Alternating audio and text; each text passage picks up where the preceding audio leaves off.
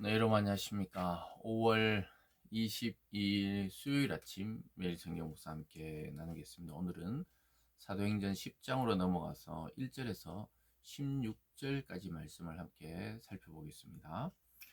가이사랴에 고넬료라 하는 사람이 있으니 이달리아 부대라 하는 군대의 백부장이라. 그가 경건하여 온 지방과 더불어 하나님을 경외하며 백성을 많이 구제하고 하나님께 항상 기도하더니 하루는 제9시쯤 되어 환상 중에 밝히 보매 하나님의 사자가 들어와 이르되 고넬료야 하니 고넬료가 주목하여 보고 두려워 이르되 주여 무슨 일이니까. 천사가 이르되 내 기도와 구제가 하나님 앞에 상달되어 기억하신 바 되었으니 내가 지금 사람을 요바에 보내어 베드로라 하는 시몬을 정하라. 아멘. 오늘 본문의 내용을 중심으로 순종과 거절이라는 제목으로 말씀을 증거하겠습니다. 10장에서부터 이제 유대인 중심이었던 그 복음이 이방인으로 본격적으로 전해지는 사건이 일어나게 되는데, 그 중심에 고넬료라 하는 백부장과 또 베드로 사도의 등장이 나타나는 것을 보게 됩니다. 그래서 이방 선교는 결국은 이 바울을 통해 주도적으로 이루어지지만, 그 시작점에는 하나님의 또 주님의 12사도였던 베드로가 그 시작점이 되는 것을 또한 보게 됩니다. 12제자를 중심으로 새로운 영적 이스라엘을 창조하시는 하나님의 섭리가 이 속에도 들어있는 것이죠.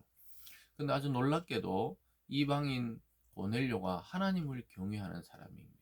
아직까지 복음을 모르고 또 성령을 받은 일이 없지만, 그는 하나님에 대해서 듣고 경외하고 경건하고 또 이웃에게 많은 구제를 통해 칭찬받던 사람이라고 말씀하고 있습니다.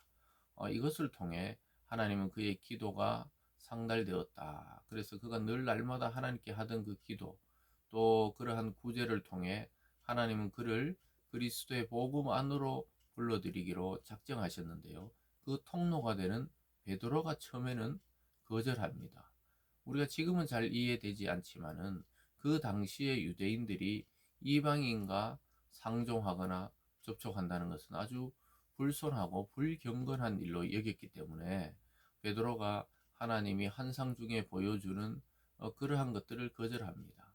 그것을 통해서 우리가 하나님의 뜻과 우리의 생각이 충돌할 때 무엇을 따라야 하는지를 보여줍니다. 물론 결국은 베드로는 하나님의 그 말씀에 순종해서 나중에 고넬료를 만납니다. 근데 오늘 이 16절까지 본문에서는 아직 베드로의 마음이 열리지 않았던 것을 보게 됩니다.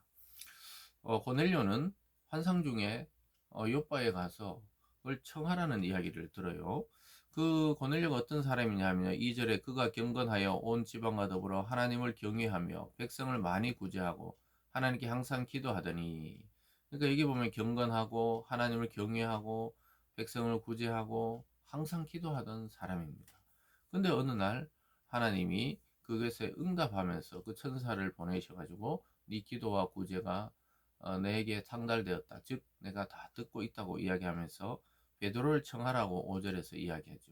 베드로를 청하라는 거예요. 그래서 이제 하나님께서는 그에게 예수 그리스도를 통한 새로운 세계, 복음의 세계를 소개하고 싶어 하고 있습니다. 그래서 그는 즉시 사람을 보내는 것을 보게 되죠. 6절에 그는 무두장이 시몬의 집에 육숙하니 그 집은 해변에 있더라 하니 마침 말하던 천사가 떠나매 고넬료가 집안 하인 둘과 부하 가운데 경건한 사람 하나를 불러 이 일을 다 이루고 요바로 보내니라. 즉시 순종하는 고넬료의 모습. 원래 하나님의 말씀을 경외하고 중요시 여겼던 사람이 천사를 통한 말씀에서도 즉시 순종합니다. 이방인이었지만 그는 선입견 없이 바로 보내게 됩니다. 근데 베드로도 환상을 보게 돼요. 그 시간에 9절에 보면 이튿날 그들이 길을 가다가 그 성에 가까이 갔을 그때 베드로가 기도하려고 지붕에 올라가니 그 시각은 제6시더라. 그가 시장하여 먹고자 하며 사람들이 준비할 때 황홀한 중에 하늘이 열리며 한 그릇이 내려오는 것을 보니 큰 보자기 같고 뇌기를 메어 땅에 들이웠더라. 그 안에 땅에 있는 각종 네 발 가진 짐승과 기는 것과 공중에 나는 것들이더라. 또 소리가 있으되 베드로 일어나 잡아먹으라 하거늘 베드로가 이르되 주여 그럴 수 없나이다. 속되고 깨끗하지 아니한 것을 내가 결코 먹지 아니하였나이다 한데, 그 베드로는 베드로 나름대로 또 구약의 율법과 또 하나님이 주신 그 말씀 속에서 부정한 짐승들이 아마 그 보자기 안에 들어 있었던 거예요. 그래서 그 배가 고픈 중에 아마 환상을 보면서 이걸 집어 먹어라 이러니까 베드로는 내가 그런 부정한 것을 먹은 적이 없다, 손댈 수 없다고 그렇게 이야기합니다. 하나님이 말씀하시는데도 베드로는 자기의 신앙의 그 한계를 아직 넘어서지 못하고 있습니다. 하나님도 그걸 잘 아시기 때문에 세 번씩이나 그렇게 나중에 권하는데요. 그때에서 그걸 깨닫게 되는 장면이 또 앞으로 본문에서 나오겠는데, 어쨌든 지금까지는 베드로는 자기의 그 신앙과 맞지 않다 그래서 단호하게 거절하는 모습을 보이고 맙니다. 15절에 보면요, 또 두 번째 소리가 있으되 하나님께서 깨끗하게 하신 것을 네가 속되다 하지 말라 하더라. 이런 일이 세 번 있은 후 그 그릇이 곧 하늘로 올려져 가니라. 아주 놀랍게도 하나님은 세 번씩이나 베드로를 설득하죠. 결국은 이방인의 초청에 나중에 보면 응하게 되지만, 여기까지는 하나님이 깨끗하게 하신 것을 네가 속되다 하지 말라. 그래서 구약에서는 음식법이 있었기 때문에 부정한 음식을 먹지 못합니다. 결국 이것은 비유적으로 또 상징적으로 볼 때는 고넬료라는 이방인과 접촉하지 못했던 베드로의 신앙의 한계를 하나님이 깨뜨리시는 환상이라고 볼 수가 있겠죠. 여러분, 우리가 항상 그래서 주의해야 되는 것이, 우리의 신앙이 내가 가진 신앙의 어떤 그 관점, 그것이 성경을 전체적인 것을 대변하지 못한다는 사실을 늘 한계가 있다는 걸 인식하고 인정하고 깨달을 필요가 있습니다. 그래서 하나님이 우리에게 구원의 문을 열어주셨지만 우리가 모든 성경을 통달하듯이 또 그것을 다 할 수 없는 거예요. 그래서 우리와 다른 교회 또는 뭐 교단이나 교파들 또 선교단체들 뭐 여러 가지 이 신앙의 컬러가 있을 수 있다는 사실입니다. 그러나 그들의 고백이 그리스도를 구주로 고백하며 하나님을 창조주와 우리의 구원하시는 하나님의 그 섭리를 인정하며 또 성령 하나님의 역사를 인정하는 이 삼위일체에 대한 고백이 동일하다면 우리가 한계를 지을 필요가 없는 것입니다. 물론 그런 척하면서 속이는 자들은 주의해야 되지만, 우리가 같은 신앙 안에서 같은 그리스도 안에 한 몸이라는 생각, 또 모든 우주적 교회가 하나님 안에 하나라는 생각을 잊어서는 안 되는 것이죠.